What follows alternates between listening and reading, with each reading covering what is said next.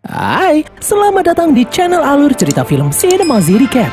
Di episode kali ini, Mimin akan membawakan film live action yang diangkat dari anime yang berjudul Tokyo Ghoul S yang rilis pada tahun 2019 lalu. Film ini disutradarai oleh Takuya Kawasaki, dibintangi oleh Masataka Kubota, Shota Matsuda, dan Maika Yamamoto. Tak usah berlama-lama lagi, langsung saja kita masuk ke dalam alur cerita film Tokyo Ghoul S.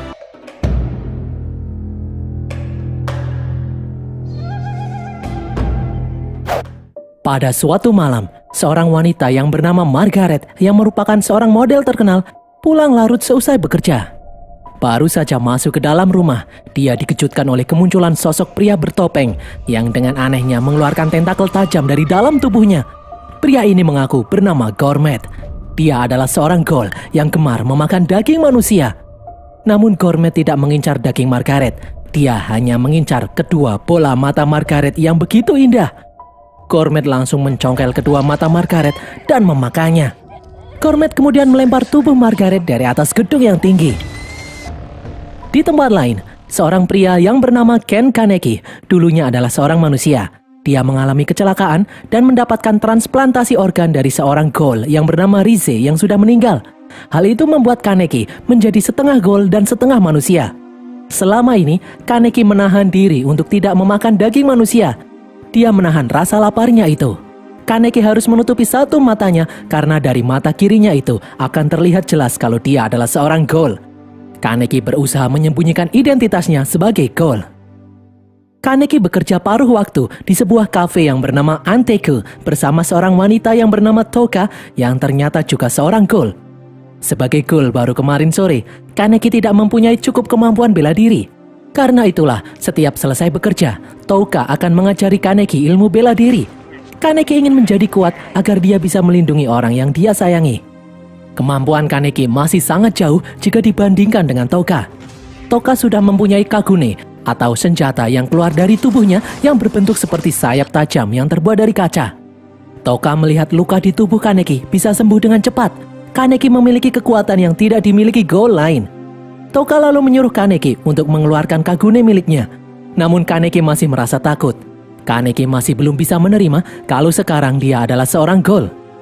Toka lalu menyuruh Kaneki untuk menjauhi teman manusianya. Karena jika teman Kaneki tahu kalau dia adalah ghoul, Toka terpaksa akan membunuh teman Kaneki itu. Karena identitas mereka sebagai ghoul tidak boleh diketahui oleh siapapun. Toka sendiri juga sebenarnya adalah murid SMA. Seperti halnya gadis remaja lainnya, dia mempunyai teman bernama Yoriko.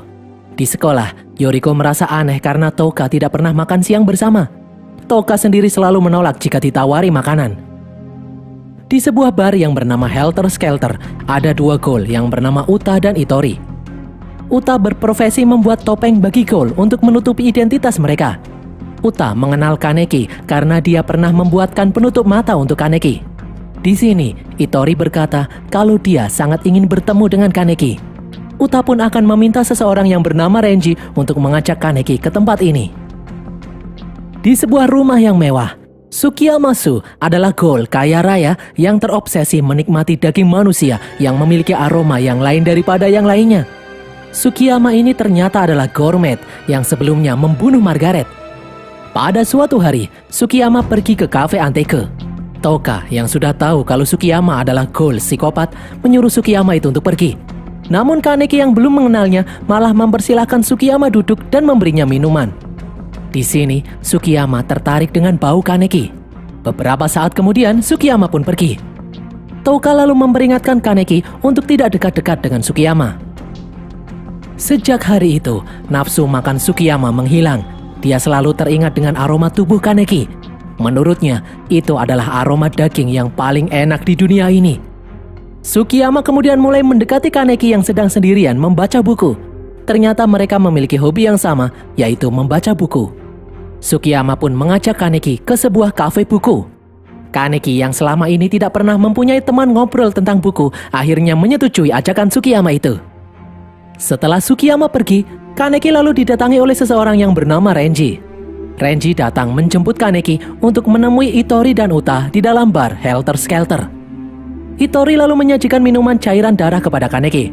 Kaneki tidak mau meminumnya, namun Itori memaksanya. Setelah menenggak darah itu, Tiba-tiba mata kiri Kaneki bereaksi.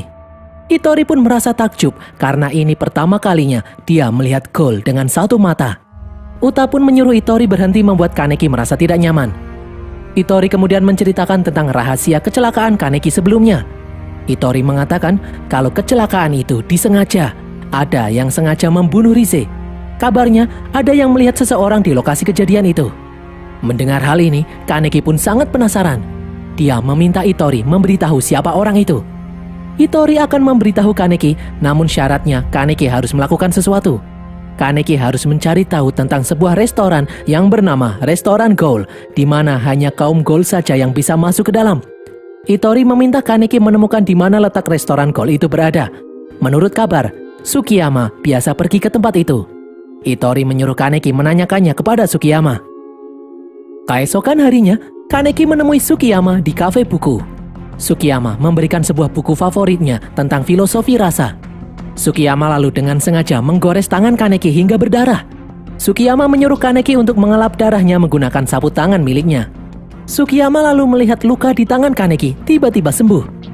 Sebagai permintaan maaf, Sukiyama mengajak Kaneki pergi ke restoran favoritnya. Kaneki yang ingat perkataan Ittori sebelumnya langsung menyetujui ajakan itu. Sukiyama kemudian izin pergi ke toilet dengan alasan akan mencuci sapu tangannya. Padahal di toilet, Sukiyama malah menghirup sapu tangan itu. Sukiyama merasakan kalau darah Kaneki mempunyai aroma yang sangat nikmat. Sukiyama sudah tidak sabar ingin memakan Kaneki. Mereka berdua kemudian pergi menuju restoran rahasia. Dari luar tempat itu tidak terlihat seperti restoran. Mereka lalu disambut oleh seorang pelayan bertopeng. Sukiyama masuk ke dalamnya, sementara Kaneki diajak pergi ke suatu tempat oleh pelayan. Ternyata Kaneki disuruh untuk mandi dan mengganti pakaiannya dengan setelan jas. Setelah selesai, pelayan mengantar Kaneki masuk ke dalam restoran. Restoran itu dipenuhi oleh ghoul-ghoul bertopeng yang sedang menyantap daging manusia. Di tengah-tengah restoran, Kaneki melihat seorang Algojo yang sedang memotong manusia hidup-hidup. Kaneki yang ketakutan pun berniat pergi, namun tiba-tiba dua orang pelayan menangkapnya. Kaneki lalu dibawa ke meja pemotongan manusia. Sukiyama kemudian datang mengenakan topeng gourmet. Sukiyama memberitahu semua orang kalau Kaneki adalah setengah ghoul, setengah manusia. Kaneki memiliki aroma daging yang sangat luar biasa. Ini adalah daging yang paling nikmat yang pernah ada. Sukiyama lalu menunjukkan sapu tangan yang ada bercak darah Kaneki. Sukiyama memberikan sapu tangan itu kepada para pengunjung restoran. Setelah menghirup sapu tangan itu, semua ghoul yang ada di sana setuju dengan pendapat Sukiyama. Aromanya enak sekali. Algojo pun mulai naik membawa golok. Algojo itu membuka penutup mata Kaneki. Mereka pun terkejut melihat satu mata Kaneki berubah. Saat Algojo akan menebas leher Kaneki, tiba-tiba Sukiyama menghentikannya. Sukiyama malah membunuh Algojo itu. Sukiyama terpukau mengetahui kalau Kaneki adalah ghoul bermata satu. Ghoul bermata satu biasanya lebih kuat dari ghoul biasa. Tiba-tiba pasukan pembasmi ghoul datang. Mereka menembaki semua ghoul yang ada di sana. Kaneki pun memilih untuk bersembunyi. Kaneki berhasil lolos dan kembali ke kafe Anteko. Dia menceritakan kejadian di restoran kepada manajer dan Toka. Manajer lalu berkata, memang ada banyak ghoul yang memandang rendah kehidupan.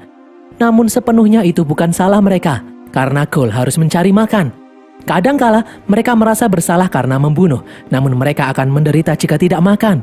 Jadi banyak ghoul yang membuang rasa kasihan mereka. Ghoul dengan jalan hidup seperti itu lambat laun akan kehilangan nilai kehidupan. Namun di balik itu masih banyak ghoul yang baik. Keesokan harinya, Yoriko menemui Toka di kafe karena dia merasa khawatir. Sudah beberapa hari Toka tidak berangkat ke sekolah. Yoriko yang khawatir membawakan makanan untuk Toka. Namun Toka malah membuang makanan itu. Yoriko yang sedih pun langsung pergi. Di tempat lain, Kaneki melihat seniornya yang bernama Nishiki dikeroyok oleh 3 orang. Nishiki adalah ghoul yang pernah hampir membunuh Kaneki. Kaneki ingin mengabaikannya, namun dia merasa kasihan. Kaneki kemudian menolong Nishiki melawan 3 orang itu. Setelah mengalahkan 3 orang itu, Kaneki lalu membawa Nishiki ke apartemennya. Mereka lalu disambut oleh seorang perempuan yang bernama Kimi. Kimi adalah pacar Nishiki. Kimi sudah tahu kalau Nishiki adalah seorang ghoul. Walaupun Kimi sendiri adalah manusia, Kimi tidak pergi meninggalkan Nishiki. Dia tetap setia di sisi Nishiki. Kaneki lalu teringat kalau ghoul bisa menyembuhkan diri jika memakan daging manusia. Kaneki pun berpamitan pergi mengambil daging manusia untuk dimakan Nishiki. Kaneki kemudian kembali ke kafe. Saat Kaneki sedang mengambil daging manusia, Toka kemudian datang. Toka mengira Kaneki akhirnya mau makan daging manusia. Namun Kaneki berkata kalau daging itu untuk diberikan kepada Nishiki. Tiba-tiba mereka mendengar bel kafe berbunyi. Saat diperiksa, Toka menemukan selembar surat. Surat itu berasal dari Sukiyama yang berisi kalau dia telah menculik Kimi.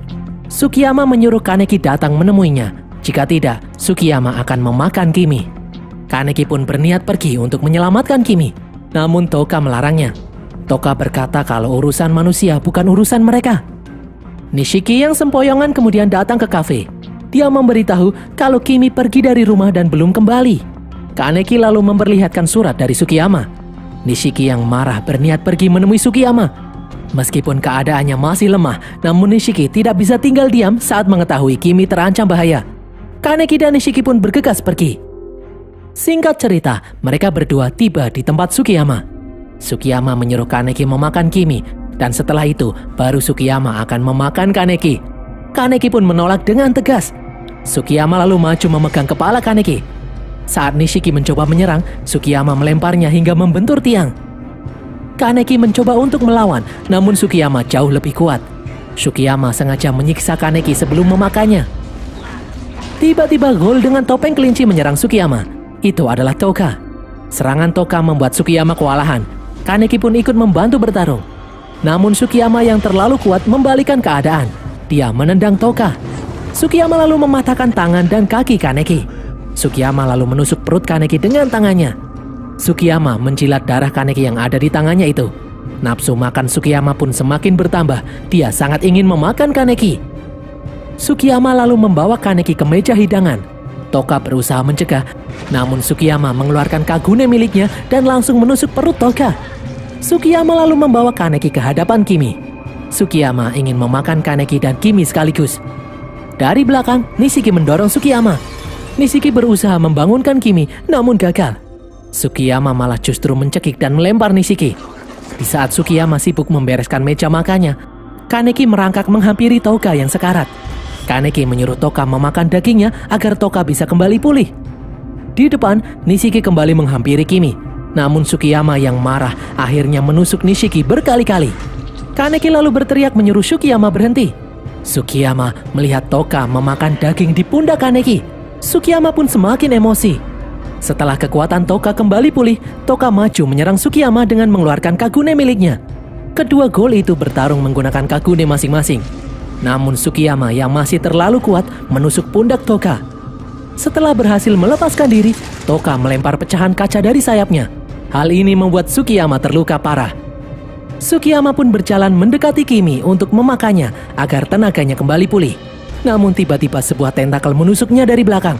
Tentakel itu adalah kagune milik Kaneki yang akhirnya keluar. Sukiyama lalu menahan tentakel Kaneki dengan tombaknya. Toka kemudian terbang di atas tentakel Kaneki dan kemudian memotong tombak Sukiyama. Sukiyama pun akhirnya berhasil dikalahkan. Toka kemudian berniat membunuh Kimi karena dia tahu identitas mereka. Namun Nishiki dan Kaneki melarangnya. Toka berkata kalau Kimi harus dibunuh. Tidak boleh ada lagi orang yang tahu tentang identitas mereka. Toka pun melemparkan pecahan kaca dari sayapnya. Namun Nishiki bangkit melindungi Kimi. Kimi yang sudah sadar kemudian terpesona melihat sayap milik Toka. Toka yang masih memiliki rasa kasihan kemudian memutuskan untuk pergi. Singkat cerita, Nishiki akhirnya bekerja di kafe bersama Kaneki. Sedangkan Toka akhirnya memutuskan untuk kembali berteman dengan Yoriko. Untuk pertama kalinya, Toka mau makan bersama Yoriko. Sementara itu, di dalam bar, Itori, Uta, dan Sota ternyata adalah dalang atas pertarungan Kaneki melawan Sukiyama. Dari awal, Itori memang sengaja menggiring Sukiyama untuk bertemu dengan Kaneki. Mereka tidak mengira kalau Kaneki yang akan memenangkan pertarungan itu. Sota kemudian berkata kalau dia sendiri yang akan melatih Kaneki untuk menjadi lebih kuat lagi. Dan berakhirlah alur cerita film Tokyo Ghoul Ace ini guys. Semoga kalian terhibur. Pesan yang kita dapatkan dari film ini adalah hati-hati jika ada yang tiba-tiba mentraktir kamu makan di restoran. Karena berikutnya bisa jadi kamu yang dimakan. Tulis kritik dan saran kalian di kolom komentar. Jangan lupa subscribe dan follow semua media sosial kami. Sampai jumpa di video kami berikutnya. Bye!